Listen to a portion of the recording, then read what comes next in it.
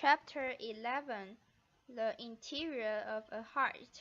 After the incidents that's described, the intercourse between the clergyman and the physician, though eternally the same, was really of another character than it had previously been.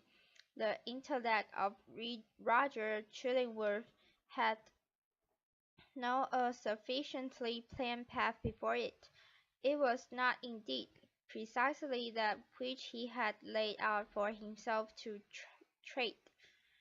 Calm, gentle, patientless as he appeared, there was yet, what we feared, a quiet depth of malice.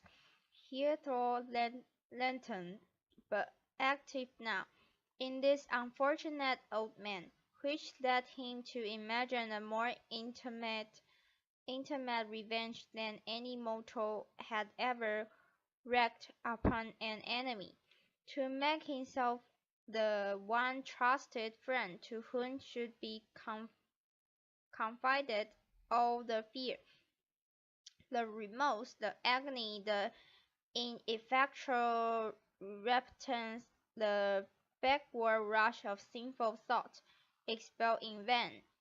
All that guilty sorrow hidden from the world, whose great heart would have pitied and forgiven, to be revealed to him, the pitiless, to him, the unforgiving.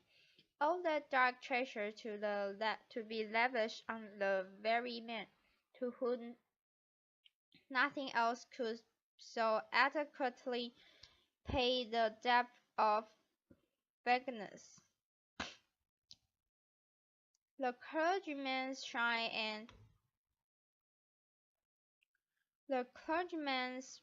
and sensitive reserve had bulked this skin. Roger Chillingworth, however, was inclined to be hardly, if at all, that satisfied with the aspect of affairs, which Providence, using the avenger and his victim for its own purpose, and perchance pardoning where it seemed most to punish, had substituted for his black devices a revelation he could almost say had been granted to him.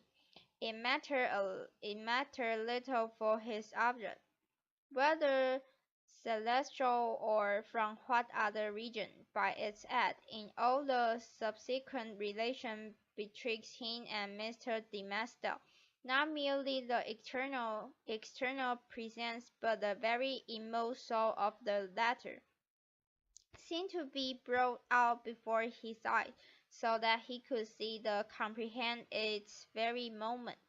He became therefore not a spectre only, but a chief actor in the poor minister's interior world. He could play upon him as he chose.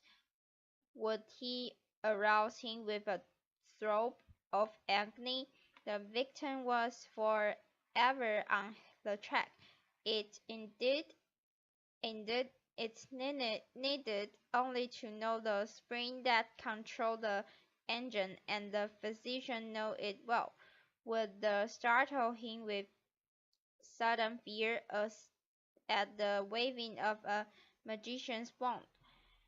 Up rose a grisly phantom, up rose a thousand phantoms in many shapes of death and more awful shame, all flocking round about the clergyman, and pointed with their fingers at his breast. All this was accomplished with a subtlety so perfect that the minister, though he had constantly a dim perception of some evil influence watching over him, could never gain a knowledge of its actual nature. True, he looked doubtfully, fearfully, even at times with horror and bitterness of hatred, at the deformed figure of the old physician, his gesture, his gait, his grizzled beard, his slightest and most indifferent acts, the very fashion of his garment, were odious in the clergyman's sight, a token inter, implicitly to be relied on of a deeper antipathy in the breast of the latter than he was willing to acknowledge to himself. For us it was impossible to assign a reason for such distrust and abhorrence, so Mr. de Maistre, conscious that the poison of one morbid spot was infected his heart's entire substance, attributed all his presentiment to no other cause. He took himself to ask for his bad sympathies in reverence to Roger Chillingworth, disregarded the lesson that he should live drunk from them, and did his best to root them out. Unable to accomplish this, he nevertheless, as a matter of principle, continued his habit of social familiarity with the old man, and thus gave him constant opportunities for perfecting the purpose to which, poor forlorn creature that he was, and more wretched than his victim, the avenger had devoted himself. While thus suffering under bodily disease, and gone and tortured by some black trouble of the soul, and given over to the machinations of his deathless enemy, the reverend Mr. de Maistre had achieved a brilliant popularity in his scared office. He won it indeed, in great part by his sorrows, his intellectual gift, his moral perception, his power of experiencing and communicating emotion, were kept in a state of preternatural activity by the prick and anguish of his daily life. His fame, though still its upward slope, already overshadowed the several reputations of his fellow clergymen, animate as several of them were. There are scholars among them who had spent more years in acquiring abstruse lore connected with the divine profession than Mr. de Maistre had lived, and who might well, therefore, be more profoundly versed in such solid and vulnerable attainment than their youthful brother. There were men, too, of a sturdier texture of mind than his, and endowed with a far greater share of hot iron,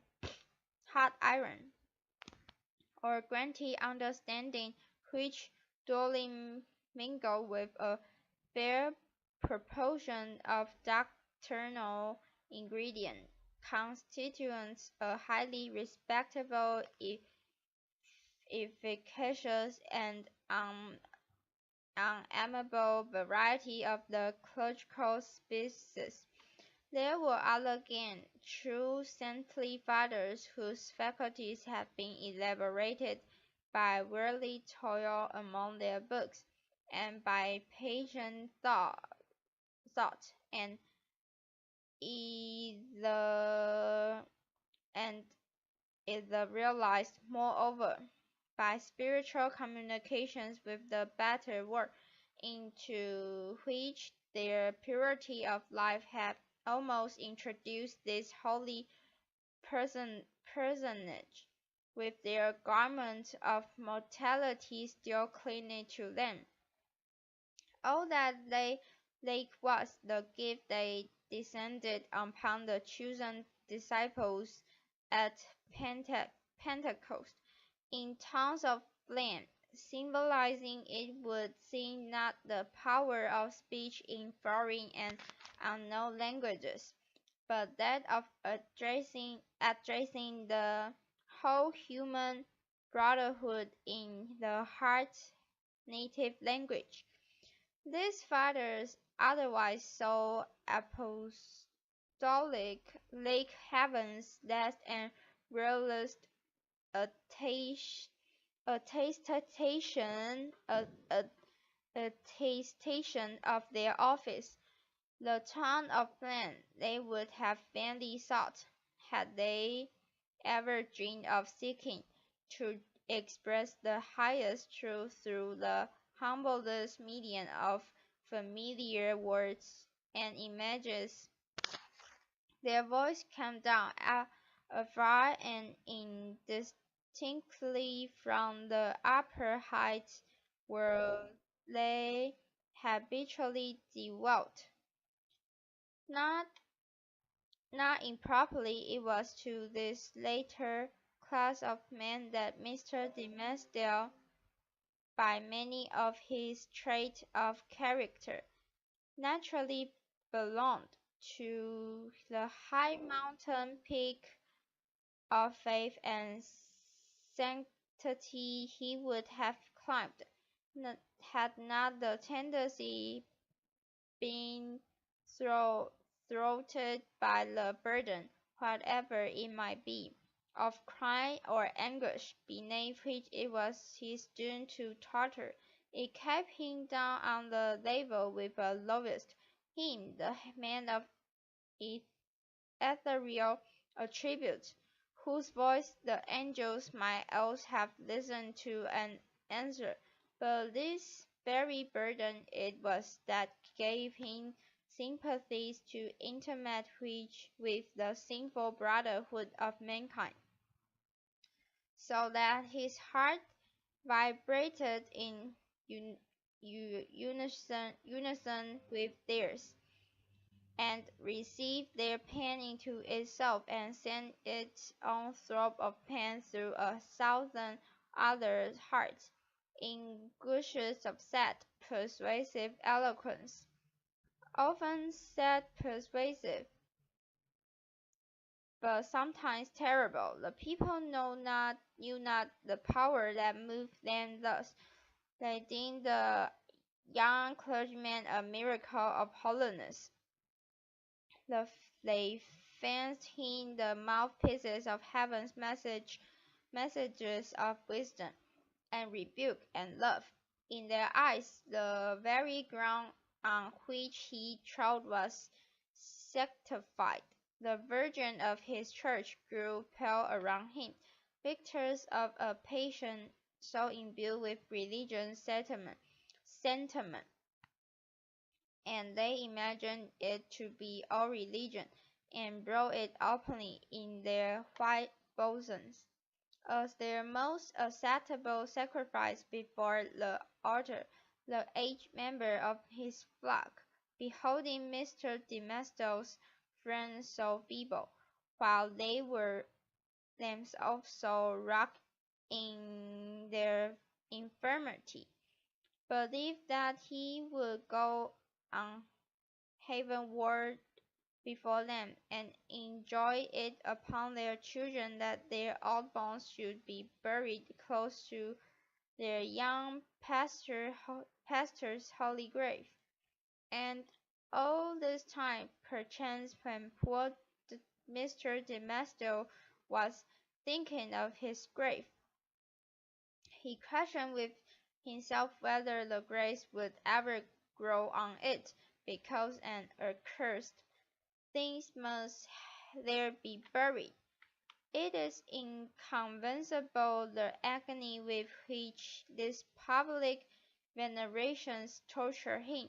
It was his genuine impulse to adore the truth, and to reckon all things shadow-like, and utterly devoid of weight or value, then that had not its divine essence as the life within their life. Then what was he? A substance, or a dim mask of all shadows? He longed to speak out from his own pulpit at the full height of his voice, and tell the people what he was. I, whom you behold in this black garment of the priesthood, I who ascend the sacred desk, and turn my pale face heavenward, taking upon myself to hold communion in your behalf with the most high ornaments, or cinnamons, on omniscience. I, in whose daily life you discern the sanctity of Enoch, I, whose footsteps, as you suppose, never gleam along my earthly track, whereby the pilgrims that shall come after me may be guided to the region of the blessed. I, who have laid the hand of baptism upon your children, I who have breathed the parting prayer of your dying friends, to whom the amen sounded faintly from the world which they had quitted. I, your pastor, whom you so reverence and trust, and utterly a pollution and a lie. More than once Mr. Demestel had gone into the pulpit with a purpose never to come down its steps until he should have spoken words like the above. More than once he had cleared his throat and drawn in the long, deep, and tremulous breath, which when sent forth again would come burdened with the black secret of his soul. More than once, nay, more than 100 times, he had actually spoken, but how? He had told his hearers that he was altogether vile, and well the companion of the vile.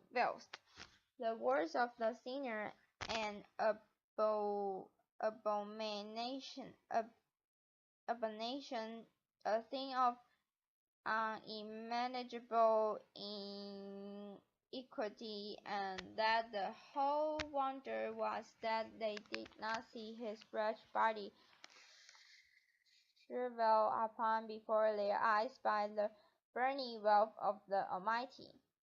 Could there be plainer speech than this? Would not the people started up in their seats by a simultaneous impulse, and tear him upon out of the pulpit which he devoted? Not so, indeed. They hear it all, and did but reverence him the more. They little guess what deadly purport lurked in those self-condemning words. The godly youth, lay among themselves. The saints on earth, alas, if he discerned such sinfulness in his own wise soul, what horrid spectacle would be behold in thine or mine?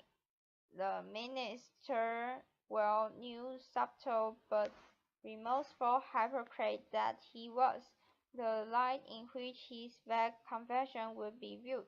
He had striven to put a chip upon himself by making a avowal of guilty conscience, but had gained only one other sin,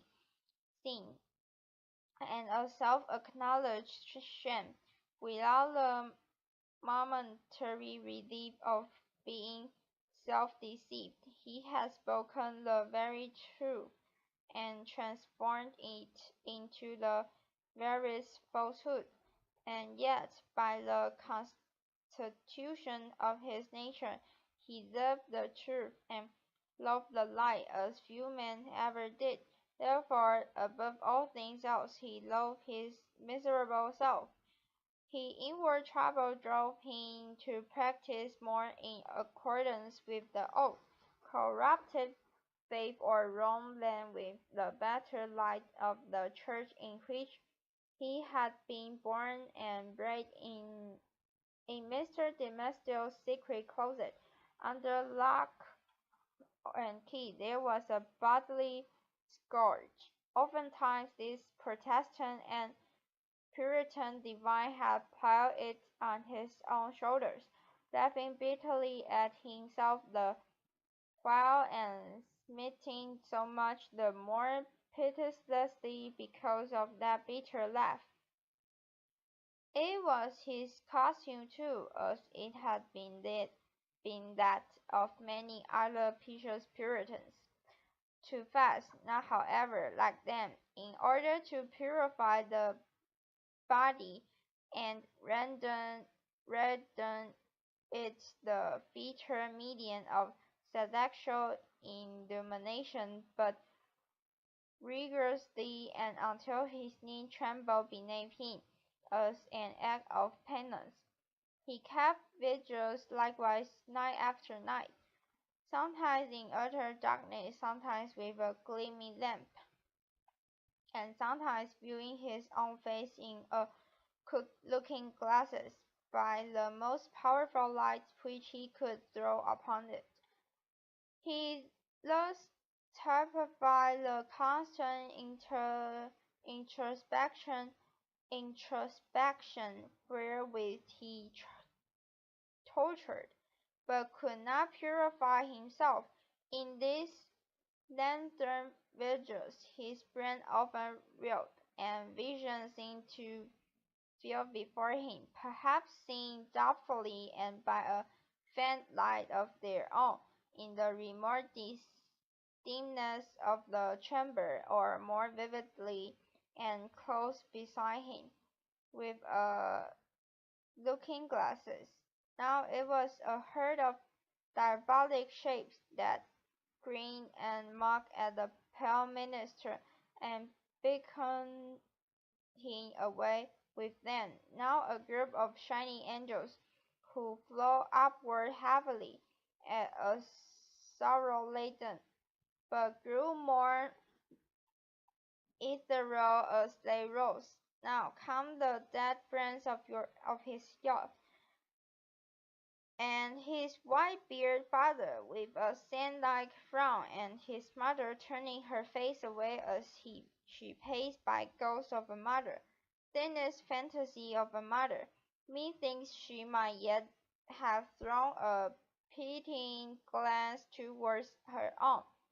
And now, through the chamber which these spectral thoughts had made so glidily Hester Crane, leading along little Pearl, in her scarlet crepe garb, and pointing her forefinger, first at the scarlet letter on her bosom, and then at the clergyman's own breast. None of this vision ever quite deluded him. At any moment, by an effort of his will, he could discern substance through the misty lake of substance, and convince himself that they were not solid in their nature, like yonder table of carved oak, or that big, square, leather-bound and brazen-clasped volume of divinity. But for all that, they were, in one sense, the truest and most substantial thing which the poor minister now dealt with. It is the unspeakable misery of a life so false as his, that it steals the pith and substance out of whatever reality there are around us, and which were meant by heaven to be the spirit's joy and nutriment. To the untrue man, the whole universe is false, it is impalpable, it shrinks nothing within his grasp, and he himself in so far as he showed himself in a false light. become a shadow or indeed cease to exist.